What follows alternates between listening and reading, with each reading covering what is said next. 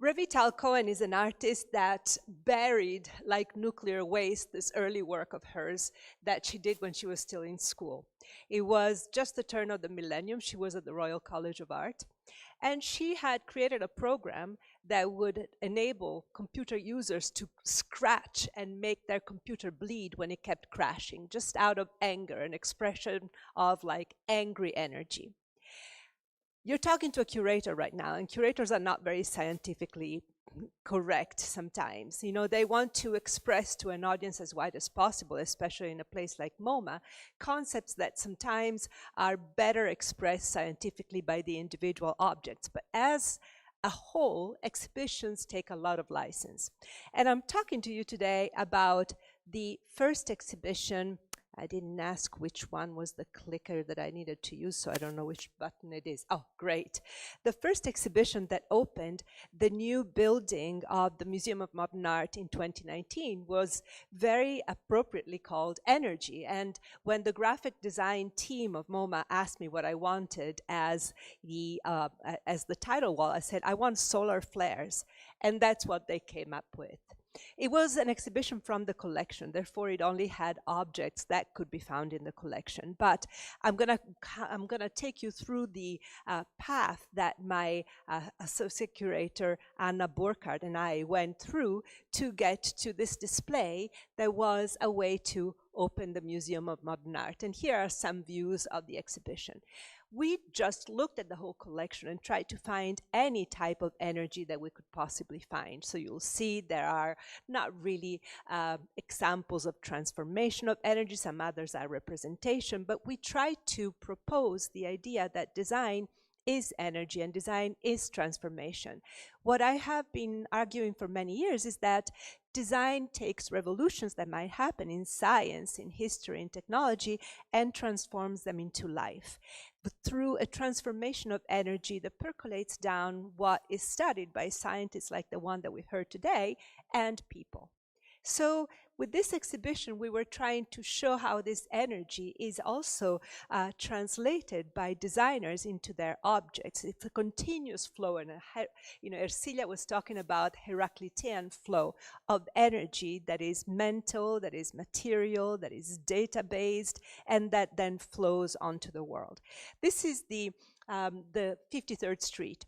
Luckily enough, we have the IEC on-off sign in the collection. So it was great for the opening of the new building. I could have this like MoMA is switched on again. And there was this beautiful video on this giant screen that talked about the fact that when we moved from electrical circuits to electronics, we could fuse the two buttons 0, 1 into one only. The museum was on. We were ready to transform everything we knew into new energy. So you can also see here the communication between Anna and I, and sometimes are funny, you know, we would communicate by PowerPoint. So she would say, what is the relationship between energy and power? How does design play a part in that relationship? That's between Anna and myself.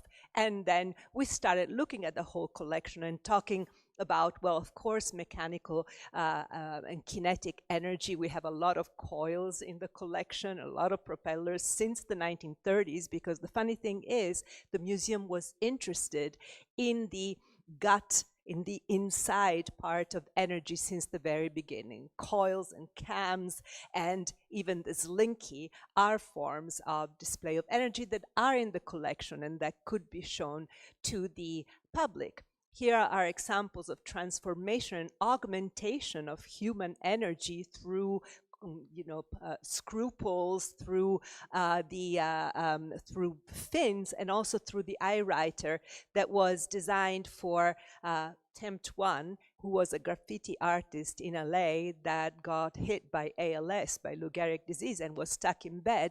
And this committee of programmers and hackers found a way to take his eyeballs and have the eyeballs command a laser tag that could tag buildings in downtown LA. He just died after more than 20 years in a hospital bed, just to tell you about his work. And then solar energy. I've seen that you have the Olafur, oh, it got too fast. I've seen that you have the Olafur Eliasson solar lamp that is in the Castello store. And so you see here various examples of solar energy, including this beautiful 3D printing machine that uses the Sahara Desert sand and the beams of the sun that are concentrated by a Fresnel lens to glassify as even a 3D printing and an old object at the same time. And even this 1950s cooking device that was concentrating the beams of the sun so as to make hot dogs with the sun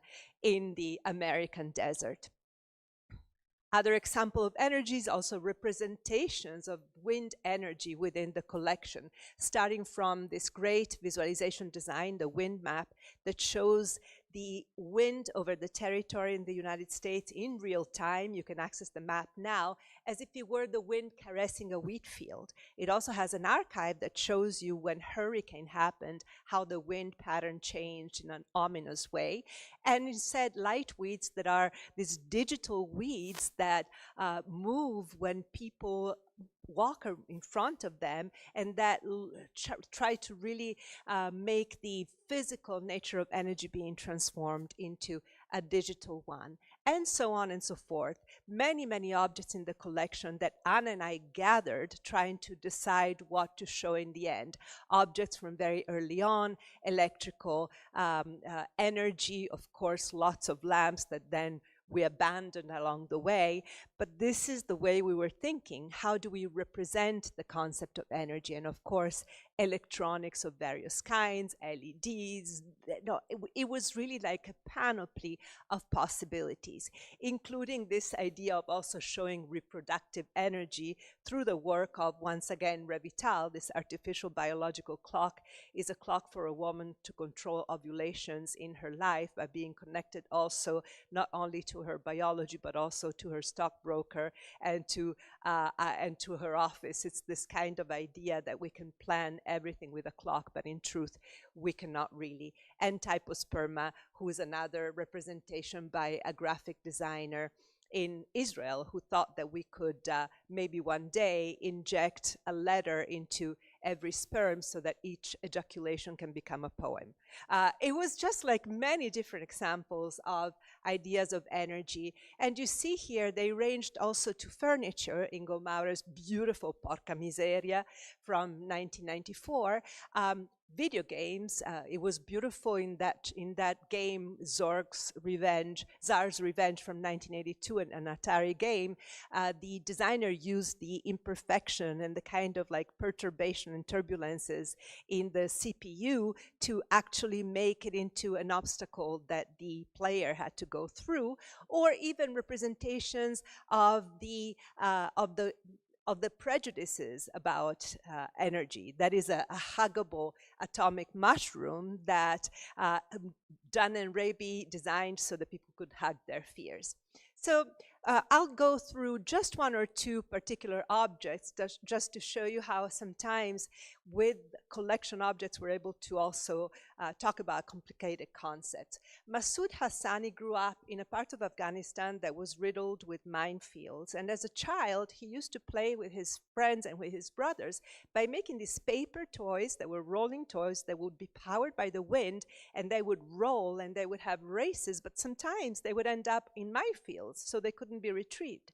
So when he found himself at the Eindhoven Academy of Design many, many years later, and he had to choose a graduation project, he chose that. He chose to do a rolling object powered by the wind, possibly done with very cheap materials that could be found everywhere and replaced when necessary. And he created this sort of dandelion, like a hellraiser dandelion that can be pushed onto minefields, is light enough, because it's bamboo and rotation molded plastic, as to be sent into the field and makes mines detonate. Of course, this is still a prototype, but he's studied the possibilities of making it, of also putting a little engine in it in the core, so that it could actually become a deminer. As you probably know, mines cost nothing to be settled down and cost thousands of dollars to be taken out. So it could become a possibility initiated by a designer that had his own life experience teaching what to do. And it's just also very beautiful and poetic, even though it's studied in its detail to be scalable all over the world, because bamboo is also a very highly replaceable material.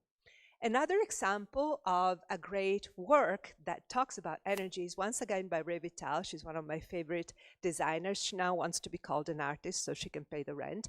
Designers cannot really pay the rent that easily. So together with Tour van Balen, she created this choreography that tries to express the 75-watt energy that a factory worker expresses during the day. She took a London Royal Ballet choreographer to a factory in China. That was in 2013. It wouldn't be that possible today. And together with the workers of the factory, they created a choreography to express this 75 watt that culminates in this object that exists only to make this choreography possible. The video is fantastic. I can't really show it or show it online, but the fact that these workers collaborated to express what their energy output and also what their creative output could be into the making of objects every day is really stunning. And here again is Anna's comment, human labor and the body's relationship to energy systems. Let's put it all in there. We were trying to really stuff it with anything about energy that we could find. And you see here, we were also talking about this object that was by an Irish designer, fashion designer, that was supposed to be an overall. And Anna said, revitalizing constructivist ideals, but also using materials in a different way. And then this is almost like a Franken machine, framing auto reverse here in the context of electronic waste. And we kept on like really almost riffing with the theme of energy over all these different objects that we had in the collection. It's something that happens with many exhibitions, but with energy was particularly interesting. And it's very funny because Anna said, not quite sure this works, you know, so we didn't put it in the exhibition in the end. We also had other objects that we didn't put in the exhibition, although they're really quite interesting. Maybe they were the ones that were too representative, like this set of posters you see up here, A.G. Fronzoni. If you're not familiar with his work, he's a fantastic graphic designer from Milan, very obsessive, doing fabulous work, or other, quite well-known work that you might have seen 1,500 times on T-shirts everywhere, and many others expressing this idea of energy. So we try to move away from the simple or simplistic representation and be slightly more sophisticated and mediated, even though the exhibition was supposed to be for as wide an audience as possible. We even had some video games here. This is Cannabalt, which is a classic linear video game in which this guy jumps across roofs, and also typefaces that we didn't use. Not to mention examples also of architecture. This is Alex Schrader, Counterweight Roommate. This is the idea that you live, it's codependent living. You have a roommate and you are codependent because you have this contraption here. So if one wants to go to the bathroom, the other has to go into the bedroom and vice versa. There's a continuous exchange of codependent energy. Not to mention, last but not least, also this idea of creative energy. Biotopia is the first app that was in the collection by Bjork, of course, and it's all about energy. It's all also about the interaction between the creators, because it's not only Bjork, but it's many others, and the player. So you collaborate and you make energy and you make music together, and so much of the music feels like energy. But there's a lot of poetics and there's a lot of license that we take as curators. For instance, you can see it really expressed here. This was a slide by me to let Anna know, yeah, this is a little bit a chance for us to talk also about the metaverse perhaps. But it's important, and we've seen it before, to communicate to as wide an audience as possible. And the way I interpret this morning and the way I think that Agnieszka and Caroline have put it together is having two sets, two armies, two groups that slowly come together. You know, the artists, the curators, and the scientists. So I hope that this little experiment by two curators at MoMA can help you. Thank you very much.